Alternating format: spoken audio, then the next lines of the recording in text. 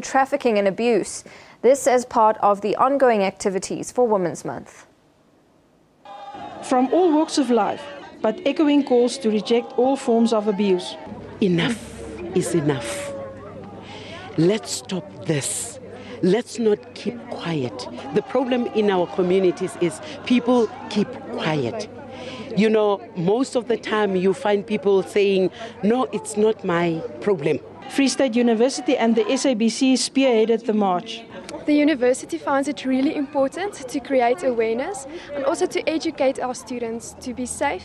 And silence is no longer an answer, so we say enough is enough. There are some girls my age who have been taken, and I feel bad in their positions, and I believe that they have a right to know that we care for them and we're trying our best to help them. Women and child abuse in South Africa is particularly high. Marches such as these seek to emphasize the need to tackle this scourge.